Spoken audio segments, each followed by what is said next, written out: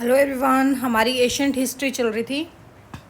Ancient history में हमारे महाकाव्य कंप्लीट हो चुके हैं। महाकाव्य कौन कौन से थे? रामायण और महाभारत, जिसमें हमने 7 कांड और 18 पर्व भी कंप्लीट कर चुके हैं। कांड किस में थे? रामायण में। और पर्व किस में थे? हमारे महाभारत में। आज हमारा नेक्स्ट टॉपिक स्टार्ट होगा पुराण। क्या स्टार्ट होगा? पुराण। तो देखो, पुराण का मीनिंग क्या है? अगर हम अर्थ पे आए, पुराण के अर्थ पे, क्या अर्थ था पुराण? पुराण का मतलब था कि प्राचीन जो चीज़ हैं उनका, पुरानी जो चीज़ें हैं या पुराने हमारे ग्रंथ हैं उनका वर्णन और उनका आख्यान करना। तो हम पुराण के अर्थ में क्या कह सकते हैं? प्राचीन वर्णन और आख्यान करना। पुराण का मीनिंग क्या है? चीज़ों का आख्यान करना, जो प्राचीन चीज़ है उनका वर्णन करना। पुराण में भी माना जाता है कि पुराणों की जो रचना थी या पुराणों का जो संकलन था वो भी किन्होंने किया था? आपके महर्षि वेदव्यास जी ने, ऐसा माना जाता है। ठीक है, इसके ठोस एविडेंस नहीं है बट माना यही जाता है। अगर पुराणों की संख्या की बात करें, जो क्वेश्चन बहुत बार आता है एग्जाम में कि टोटल पुराण कितने हैं, पुराणों की अगर हम संख्या पे बात करें तो पुराण माने जाते हैं 18 माने जाते हैं, जिसमें हमें देवताओं के आधार पर भी हम इनको 3 वर्ग में विभाजित करते हैं। ठीक है, देवताओं के आधार पर पुराणों को विभाजित किया गया है। कितने आधार पर विभाजित किया गया है? 3 आधार पर। 3 आधार कौन कौन से हैं? एक आपका ब्रह्मा के संबंध में, विष्णु के संबंध में और शिव के संबंध में, जिसको हम महेश भी बोल देते हैं। ठीक है, तो पहला कौन सा है? किसमें विभाजन है? ब्रह्मा के संबंध में। जो ब्रह्मा के संबंध में हम देखते हैं, हमारे पुराणों को किस में विभाजित किया गया है? जैसे ब्रह्मा, ब्रह्मांड, ब्रह्मावर्त, मार्कंडेय, भविष्य व वामन में। किस में हम चीज चेंज करते हैं? ब्रह्मा, ब्रह्मांड, यूनिवर्स हो गया हमारा। ठीक है, ब्रह्मांड, ब्राह्मण लिख दिया।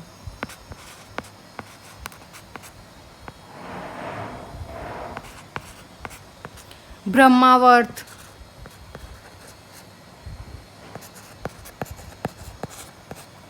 मार्कंडे,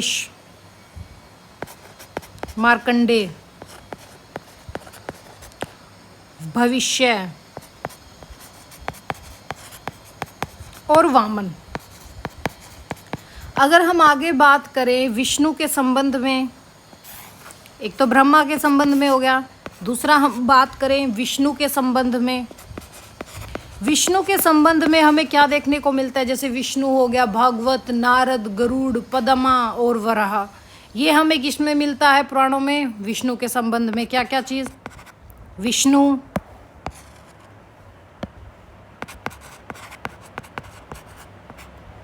भागवत, नारद, गरुड़, पद्मा और हमारा वराह। अगर हम थर्ड पे आए, थर्ड में हमें क्या मिलता है? महेश।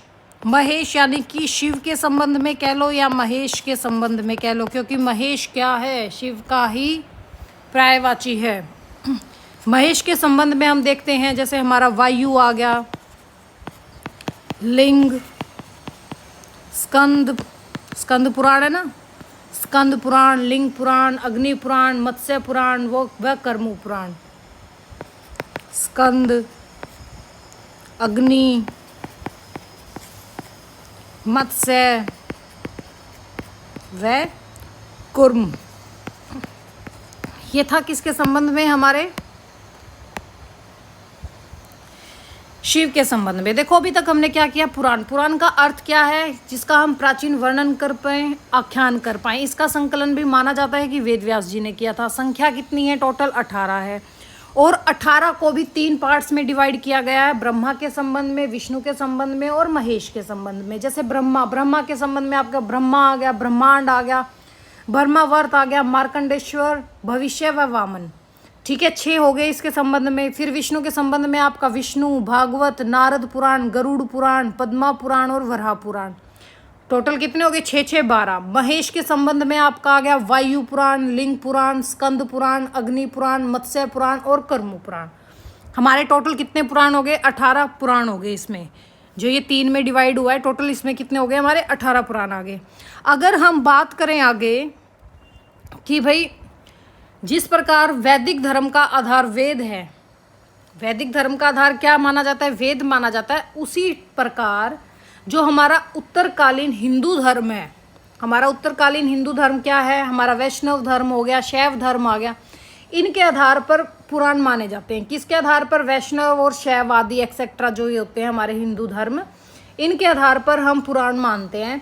जैसे पुराण में ना सामान्यतः हम कितने विषय पढ़ते हैं? अगर हम विषय की बात करें तो हम 5 विषय पढ़ते हैं। कितने विषय पढ़ते हैं? 5 विषय पढ़ते हैं। कौन कौन से? जैसा पहला आ जाए आपका क्या? संसार की सृष्टि पढ़ते हैं हम, कि संसार की सृष्टि कैसे हुई पढ़ते हैं। सबसे पहला तो हम क्या पढ़ते हैं कि संसार की सृष्टि कैसे हुई, जो ब्रह्मा के द्वारा हुई थी। ठीक है। दूसरा हम पढ़ते हैं कि प्रलय के बाद पुनः सृष्टि कैसे हुई।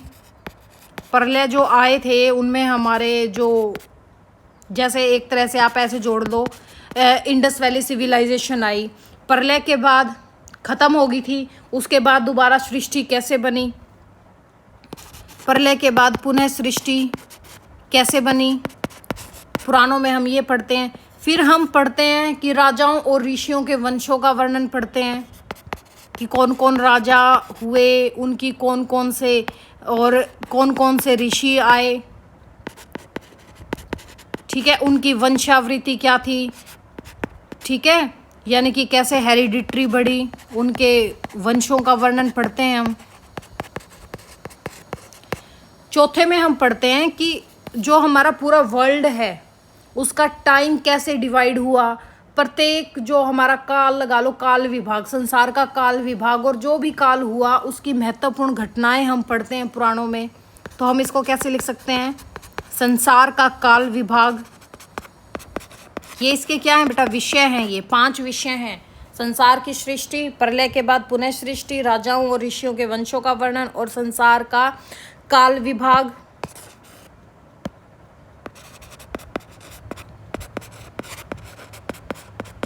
और जो हर एक काल आया है, यानी कि जो प्रत्येक काल आया है, प्रत्येक काल की महत्वपूर्ण घटनाओं का वर्णन।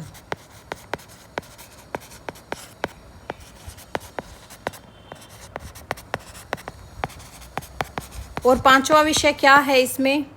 कि जो आपका कलयुग है, कलयुग के जितने भी प्रतापी राजा हुए हैं उनके क्या कार्य हैं, उनका हम लोगों ने वर्णन किया है।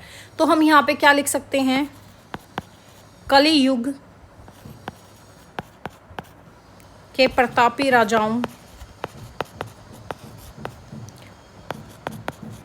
के कार्यों का वर्णन।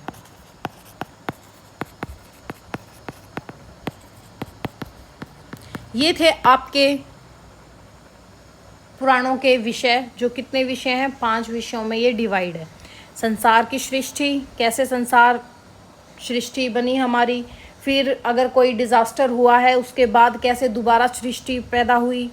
फिर हम देखते हैं कि कैसे राजाओं और ऋषियों के वंशों का वर्णन हमें देखने को मिलता है। जैसे आप महाभारत लगा लो या कुछ भी लगा लो, रामायण लगा लो, कि इनका वंश वृत्ति कैसे बढ़ी है। कल युग में जैसे भी जो भी प्रतापी राजा हुए हैं उन्होंने जो काम किया है उसका हमें पुराणों में वर्णन देखने को मिलता है। हालांकि जो ये विषय वस्तु है ये ना सारी पुराणों में नहीं मिलती, पर कुछ इम्पोर्टेंट मिलती है। जैसे अगर हम हिस्ट्री उठा के देखें तो 18 पुराणों में से जो 5 हैं वो मोस्ट इम्पोर्टेंट माने जाते हैं। जैसे राजाओं की वंशावली आप उसमें आ जाएगा, जैसे आपका शिशुनाग वंश आ गया, नंद वंश आ गया, फिर मौर्य वंश आ गया, शुग वंश आ गया, सातवाहन वंश, गुप्त वंश, इन सब की जानकारी मिलती है। और जैसे ये सारी हमें जानकारी ब्रह्मांड, विष्णु, भागवत और मात्स्य इन सब में देखने को मिलती है। फिर बात आ जाएगा कि प्राचीन भारत के कैसे राजनीतिक और सांस्कृतिक या भौगोलिक ज्ञान के लिए पुराण बहुत महत्वपूर्ण है। यानी कि उसका जो बेस है, राजनीतिक लगा लो, पॉलिटिकल लगा लो, या हमारा कल्चरल लगा लो, या हमारा ज्योग्राफिकल लगा लो। ठीक है। इन सब में ना पुराणों को बेस माना जाता है कि बेस ये है, यहाँ से हमें नॉलेज होती है। अगर हम पुराणों की शैली की बात करें तो वो इतनी लोकप्रिय हुई, जैसे वैष्णव धर्म के अतिरिक्त हमारे कौन कौन से धर्म आए, वैष्णव धर्म आया, जैन धर्म आया, बौद्ध धर्म आया, इनके अनुयायियों ने भी अपने अपने पुराण विकसित किए हैं। वैसे ही जैसे 18 पुराण हैं, वैसे ही 18 इनके उप पुराण भी हैं। उप पुराण की भी बात आ जाए तो उप पुराण भी कितने हैं, 18 उप पुराण भी हैं। अभी जैसे है ना, आप क्षण दर्शन लगा लो कि क्षण दर्शन था, जैसे क्षण दर्शन में अगर हम बात करें बेटा, जैसे सांख्य आया दर्शन, हमारा सांख्य सूत्र पर आधारित था, योग आया, न्याय आया, वैशेषिक आया, मीमांसा, पूर्व मीमांसा आया, वेदांत आया।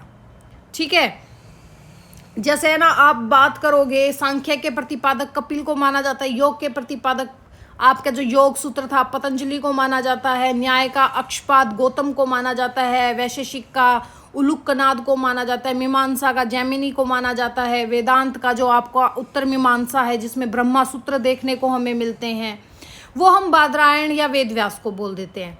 ठीक है, जैसे इनके प्रवृत्ति, इनमें किस किस चीज़ का हमें वर्णन देखने को मिलता है, उन सब की चीज़ों की हमें जानकारी आ जाती है। अगर अब बात करें हम अपने आगे की, तो उसमें हम ये देखते हैं कि जो प्रस्थान मैत्रेयी होता है, जैसे उपनिषद हो गया आपका, भगवत गीता हो गया, ब्रह्मा सूत्र हो गया, जो उपनिषद हैं उनको श्रोत प्रस्थान, भगवत गीता को स्मार्त प्रस्थान मिला है, ब्रह्मा सूत्र को दर्शन का प्रस्थान दिया गया है। तो ऐसे ऐसे हमें ये सब चीज़ें ना पुराणों में देखने को मिलती हैं। तो अब हम करते हैं पुराणों के जो इम्पोर्टेंट क्वेश्चंस है, उसमें आपको ये कंप्लीट कवर हो जाएगा। ठीक है, पुराणों में ये आपका कंप्लीट ही कवर हो जाएगा। तो अब हम इसके पुराणों के क्वेश्चंस देखते हैं, कुछ 80 के करीब क्वेश्चन हैं, आपको समझ में आ जाएगा कि क्या चीज़ कहाँ से थी, और आई गेस इतना भी आपको समझ में आ गया होगा अच्छे से। तो देखो, जैसे पुराण का अर्थ और यह किससे बना है। जो पुराण का अर्थ है उसका मतलब क्या होता है, प्राचीन कथा का वर्णन और आख्यान करना, वही चीज़ है जो भी आपको मैं समझा के आई हूँ। पूरा किसको डिनोट करता है बेटा, पुराना न अणय किसके लिए होता है, ज्ञान के लिए, यानी कि जो पुराने ज्ञान से बना है हम उसको क्या बोलते हैं, पुराण। अगर फिर आ जाए कि पुराणों की संख्या कितनी है, हमने अभी किया कि 18 तो महापुराण है और 18 उप पुराण है, तो टोटल कितने हो गए, 36 पुराण माने जाते हैं ऐसे। अगर पुराणों की रचना की बात करें कि किस भाषा में हुई, तो संस्कृत भाषा में, ओवियस है क्योंकि पाली और ये तो बाद में आई हैं। पुराणों की रचना किसके द्वारा की गई मानी जाती है, अभी बताया था आपको, वेद व्यास द्वारा मानी जाती है। और फिर ये आ जाए पुराणों का प्रमुख उद्देश्य क्या है, क्या उद्देश्य था, देखा अभी हमने, धर्म आया था, कैसे इतिहास बना, भूगोलिक क्या था, सांस्कृतिक क्या था, और नैतिक शिक्षाओं का सरल भाषा में प्रचार हमें किस में देखने को मिलता है, पुराणों में देखने को मिलता है। फिर क्वेश्चन आ जाएगा कि पुराणों को किस साहित्य का अंग माना जाता है, किस साहित्य का अंग माना जाता है बेटा, स्मृति साहित्य का अंग माना जाता है। वेदांत में जो 6 थे आपके, उसमें स्मृति था, तो स्मृति साहित्य का अंग किसको माना जाता है, पुराणों को ही माना जाता है। फिर आ जाए पुराणों की संरचना किस प्रकार हुई। अभी हमने 5 विषयों पर आधारित चीज़ की थी, क्या थे वो 5 विषय अभी हम करके आए थे कि संसार की सृष्टि कैसी थी, प्रलय के बाद पुनः सृष्टि, राजाओं और ऋषियों के वंशों का वर्णन, संसार का काल विभाग और प्रत्येक काल की महत्वपूर्ण घटनाओं का वर्णन, कलियुग के प्रतापी राजाओं के कार्यों का वर्णन। इनको हम क्या कहते हैं, पुराण पंचलक्षण। ठीक है, पुराण पंचलक्षण पर आधारित है। उसमें आ जाए जैसे सर्ग, पहला हमने क्या किया था, संसार की सृष्टि की उत्पत्ति, यानी कि संसार की उत्पत्ति या संसार की सृष्टि, इसको हम क्या कह सकते हैं, संसार की सृष्टि, जिसको हम बोलते हैं सर्ग। क्या बोलते हैं बेटा, सर्ग। ठीक है, फिर आ गया प्रतिसर्ग, वही दोबारा पुनः सृष्टि, प्रलय के बाद पुनः सृष्टि कैसी हुई, उसको हम क्या बोलते हैं, प्रतिसर्ग, पुनः सृष्टि। वंश, फिर आ जाए, आगे थे ना राजाओं और ऋषियों का वर्णन आ गया था, उसको हम क्या बोलते हैं, वंश, यानी कि देवताओं, ऋषियों, राजाओं की वंशावली। फिर आ गया था आपका मनवंतर, यानी कि मनु काल का वर्णन किया गया है, संसार का काल विभाजन, प्रत्येक काल की महत्वपूर्ण घटनाओं का वर्णन। फिर आ गया था वंशानुचरित, यानी कि राजाओं की कथा, कलयुग के प्रतापी राजाओं के कार्यों का वर्णन। ये थे इसके 5 विषय। फिर आपका नेक्स्ट क्वेश्चन क्या आ जाता है कि सबसे प्राचीन पुराण किसे माना गया है। सबसे प्राचीन पुराण माना गया है मत्स्य पुराण को, जिसको हमने किस में विभाजन किया था, शिव के संबंध में किया था। अभी हमने ऊपर शिव के संबंध में कौन सा आ गया था, मत्स्य पुराण, जिसको हम क्या कहते हैं, सबसे पुराना पुराण। फिर आ जाए नेक्स्ट क्वेश्चन, कौन सा पुराण पुराणों का राजा कहलाता है? कौन सा कहलाता है? भागवत पुराण। भागवत पुराण किससे संबंध था? भागवत पुराण था आपका विष्णु से संबंध, ठीक है, जिसमें हम विष्णु, भागवत, नारद, गरुड़, पद्मा और वराह इनके बारे में पढ़ते हैं। तो पुराणों का राजा किसको माना जाता है बेटा? भागवत पुराण को माना जाता है। भागवत पुराण में किसकी कथा मिलती है? किसकी कथा मिलती है? भागवत गीता में भगवान श्री कृष्ण की लीला और भक्ति परक शिक्षाएं में देखने को मिलती है। शैव पुराणों में मुख्य कौन सा है? शिव पुराण। कौन सा है? शिव पुराण। वैष्णव पुराणों में मुख्य कौन सा है? विष्णु पुराण है। देवी पुराण किस देवी से संबंधित है? दुर्गा और शक्ति से संबंधित है। देवी पुराण किससे संबंधित है बेटा? देवी और शक्ति से, ठीक है, जो आपकी पद्मा आ जाती है। अग्नि पुराण में क्या क्या वर्णित है? क्या क्या वर्णित है अग्नि पुराण में? जो महेश के संबंध से थी या शिव के संबंध से थी अग्नि पुराण। धर्मशास्त्र, नीति, आयुर्वेद, वास्तु, ज्योतिष, आयुर्वेद विद्या, ये सब किस में आती है? शिव के संबंध के अग्नि पुराण से। अगर बात करें स्कंद पुराण, स्कंद पुराण भी किससे संबंधित है? शिव से संबंधित है। स्कंद पुराण के विशेष महत्व क्या है? इसमें 81,000 श्लोक देखने को मिलते हैं और ये सबसे बड़ा पुराण है। और अभी हम करके आए थे कि पीछे करके आए थे ना कि किससे सबसे प्राचीन पुराण माना जाता है? सबसे प्राचीन पुराण माना जाता है मत्स्य पुराण को। और पुराणों का राजा कौन सा कहलाता है? भागवत पुराण, ठीक है। और बात कर दें कि सबसे बड़ा पुराण कौन सा है? स्कंद पुराण सबसे बड़ा है। इन चीज़ों को याद रखना। सबसे प्राचीन मत्स्य पुराण, पुराणों का राजा है भगवत पुराण को बोल देते हैं। अगर आ जाए सबसे बड़ा पुराण कौन सा है, तो हम कह देंगे स्कंद पुराण है, जिसमें 81,000 श्लोक हमें देखने को मिलते हैं। गरुड़ पुराण किससे संबंधित है? देखो, अगर आज के दिन हमारे कोई घर में मतलब गुजर जाता है, ठीक है, किसी का स्वर्गवास हो जाता है, तो हम लोग गरुड़ पुराण का पाठ करवाते हैं। तो गरुड़ पुराण में क्या क्या कथाएं हमें देखने को मिलती हैं कि यमलोक कैसा होता है, मृत्यु के बाद की स्थिति कैसी होती है, क्या धर्म उपदेश दिए जाते हैं, वो सब हम किस में पढ़ते हैं? गरुड़ पुराण में पढ़ते हैं। फिर नेक्स्ट क्वेश्चन आ जाए बेटा, मार्कंडेय पुराण में कौन सी प्रसिद्ध स्मृति देखने को मिलती है? मार्कंडेय पुराण में हमें देवी, महात्मा, दुर्गा सप्तशती ये सब देखने को मिलती है, जो किससे संबंधित है? हमारे ब्रह्मा से संबंधित। आया था ना अभी दुर्गा शक्ति। देवी पुराण किससे संबंधित है? दुर्गा शक्ति यानी कि मार्कंडेय, ठीक है, ठीक है।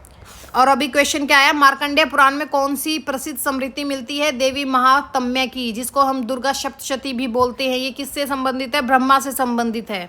फिर आ जाए क्वेश्चन भविष्य पुराण। भविष्य पुराण भी किससे संबंधित है? ब्रह्मा के संबंध में है। इसमें हमें भविष्य की घटनाओं और राजवंशों का उल्लेख देखने को मिलता है।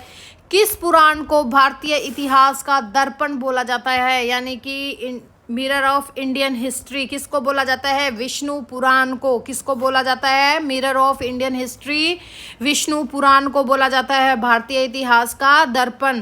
क्वेश्चन आ जाए, पुराणों का सांस्कृतिक महत्व क्या है? क्या महत्व है? हमने अभी किया था कि जैसे भाई हमारी शैली कैसे लोकप्रिय हुई, राजनीतिक, सांस्कृतिक, भौगोलिक ज्ञान, ये सब इनका बेस क्या माना गया है? सबका पुराण माना गया है। इनसे भारतीय समाज की धार्मिक मान्यताएं, परंपराएं, संस्कृति और इतिहास का ज्ञान हमें मिलता है। नेक्स्ट क्वेश्चन आ जाए बेटा, किस पुराण में गंगा अवतरण की कथा मिलती है? पद्मा पुराण में मिलती है, जिसका संबंध किससे है? विष्णु से संबंध है। गंगा अवतरण, ठीक है, किसकी कथा? गंगा अवतरण की कथा किस में मिलती है? पद्मा पुराण में। फिर नेक्स्ट क्वेश्चन आ जाए, नरसिंह अवतार किस में देखने को मिलता है? नरसिंह किसका अवतार था? भगवान विष्णु के अवतार थे नरसिंह। जो आप प्रहलाद की और इनकी कथा पढ़ते हो, ध्रुव की कथा पढ़ते हो आप, जिसमें नरसिंह अवतार तभी हुआ था जिसपे होलिका दहन भी हुआ था, ठीक है।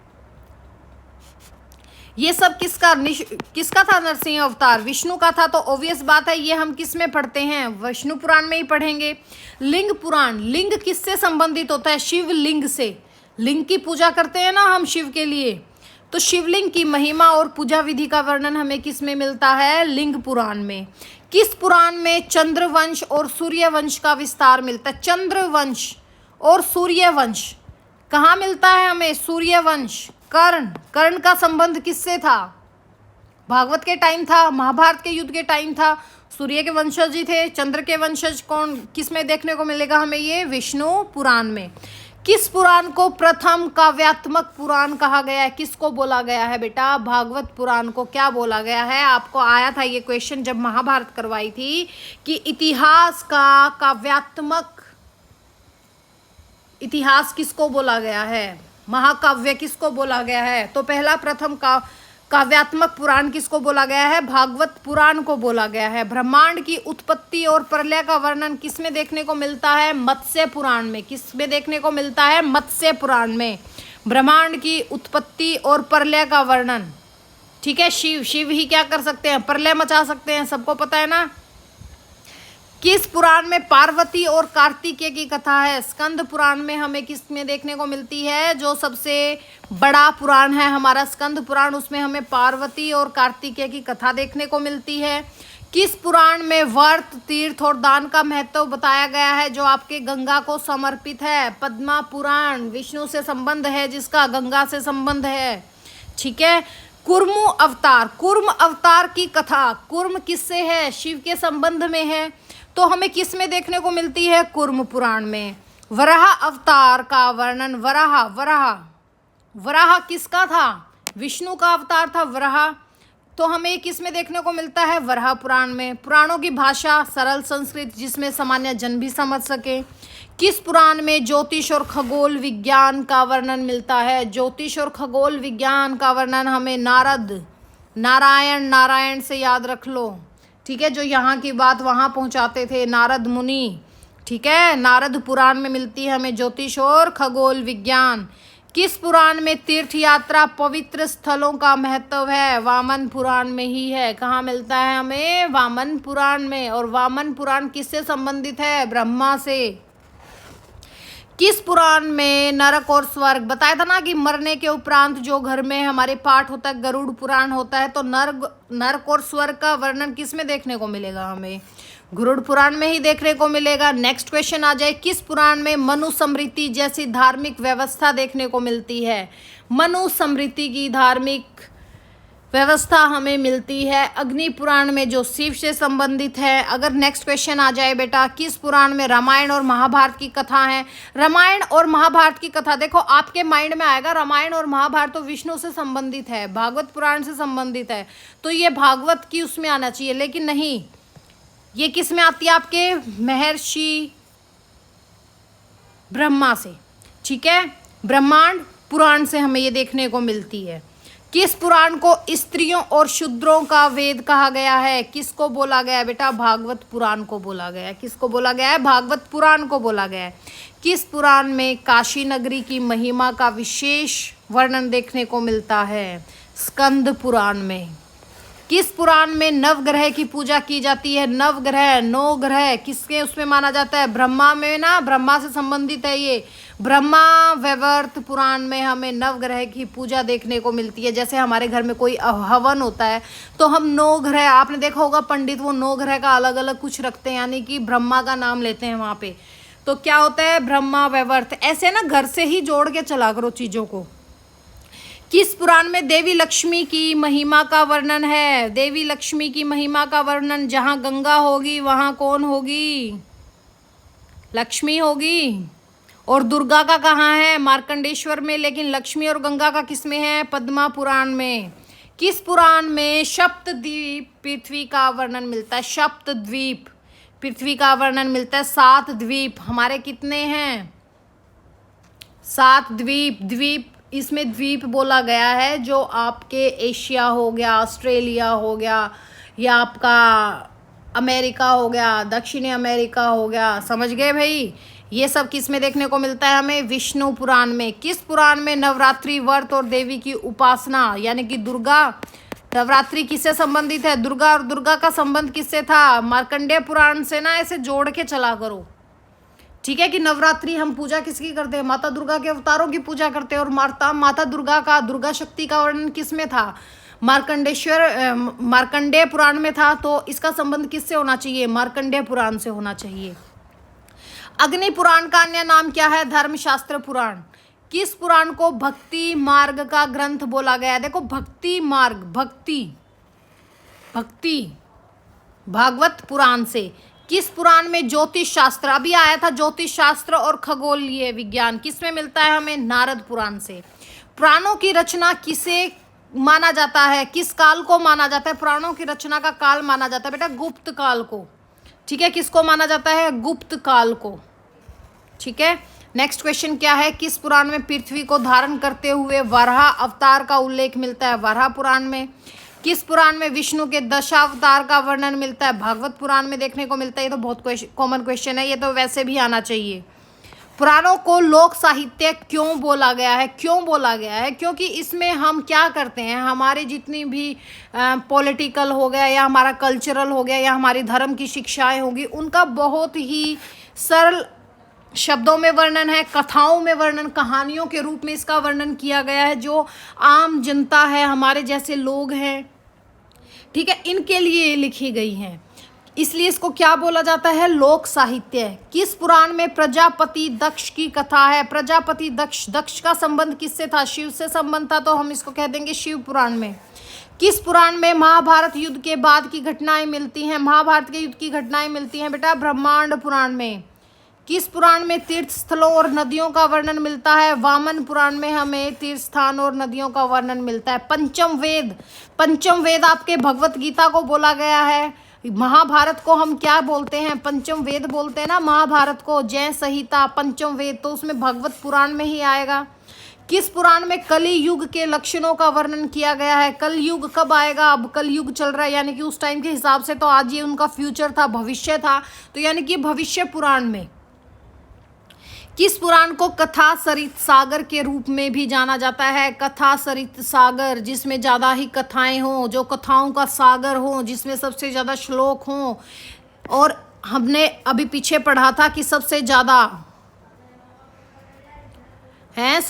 किस में मिलता है? एक मिनट रुकना बेटा।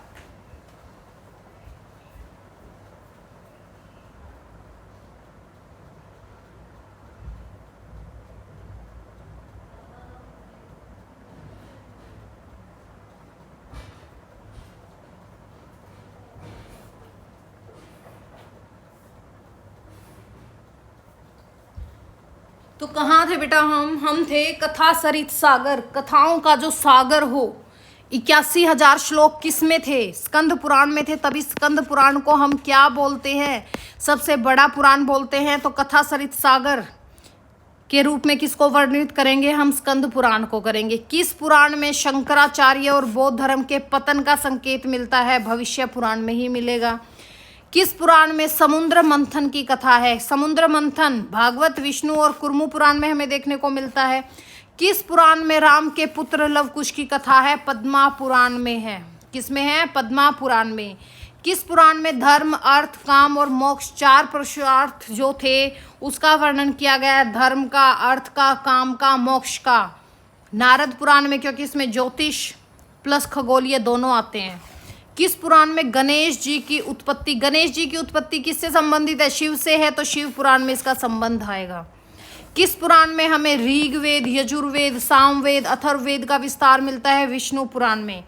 देवी भागवत पुराण किससे? देवी शक्ति, ठीक है, देवी शक्ति महादेवी के संबंध में। किस पुराण में हमें त्रिदेव यानी कि ब्रह्मा, विष्णु, महेश का, इन तीनों का संव्यात्मक वर्णन देखने को मिलता है? ब्रह्मा वैवर्त पुराण में हमें देखने को मिलता है। किस पुराण को शैव पुराणों का प्रमुख माना जाता है? लिंग पुराण को। किस पुराण में जगन्नाथ की महिमा का वर्णन है? स्कंद पुराण में। किस पुराण में सप्तऋषि मंडल का उल्लेख मिलता है? किस में मिलता है बेटा सप्तऋषि मंडल? अभी हम करके आए थे ब्रह्मांड पुराण में 7 ऋषियों का, 7 द्वीप का, 7 उनका वर्णन मिलता है, तो हम क्या कह देंगे? ब्रह्मांड पुराण। किस पुराण में दक्षिण भारत के तीर्थ स्थलों का विशेष वर्णन मिलता है? वामन पुराण में। ठीक है, दक्षिण भारत के तीर्थ स्थलों का वर्णन किस में मिलता है? वामन पुराण में। किस पुराण में, देखो अभी हम पीछे करके आए थे चंद्रमा वंश और सूर्य वंश, वैसे ही चंद्रमा और समुद्र मंथन से उत्पन्न रत्नों की कथा किस में मिलेगी हमें? भागवत और विष्णु पुराण में। किस पुराण को धर्म शास्त्र और नीति शास्त्र का स्रोत माना जाता है? किसको माना जाता है? अग्नि पुराण को। किस पुराण में शिव पार्वती विवाह का वर्णन है? शिव पार्वती तो समझ ही गए आप, शिव पुराण में। अगर गणेश का वर्णन आ जाए तो शिव पुराण में। किस पुराण में कुरुक्षेत्र और गंगा यमुना नदियों की महिमा है? स्कंद पुराण में। ठीक है। पुराण को प्रलय का ग्रंथ कहा गया है, किस में बोला गया है? मत्स्य पुराण में। किस पुराण में भागवत विष्णु के वराह अवतार यानी कि 12 अवतार का वर्णन, वराह अवतार जो इनका अवतार बोला जाता है, किस में है? वराह पुराण में।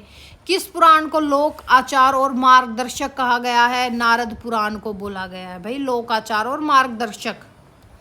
किस पुराण में सूर्योपासना का विशेष वर्णन किया गया है? यानी कि सूर्य की उपासना करते हैं, किसमें? सूर्य की उपासना में हम लोग क्या करते हैं? शक्ति के लिए करते हैं। शक्ति से याद रखना दुर्गा शक्ति। दुर्गा शक्ति का रूप किस में है? मार्कंडेय पुराण में। तो सूर्योपासना भी किस में आ जाएगा आपका? मार्कंडेय पुराण में।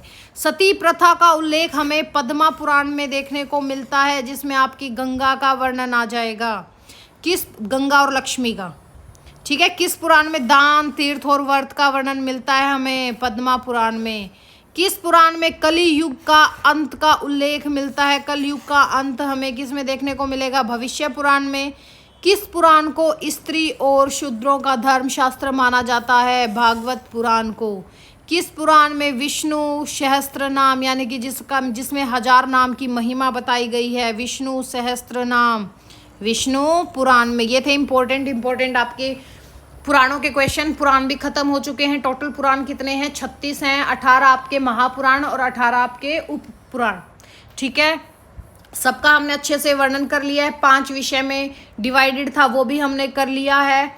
और जितने ये 18 पुराण हमारे 3 पार्ट्स में डिवाइड था, महेश, विष्णु, ब्रह्मा, वो भी हम कंप्लीट कर चुके हैं। अगर वीडियो अच्छी लगी तो लाइक एंड सब्सक्राइब शेयर जरूर करना। नेक्स्ट टॉपिक भी हम लेके आएंगे जल्दी ही। तो चलो मिलते हैं नेक्स्ट में। Thank you.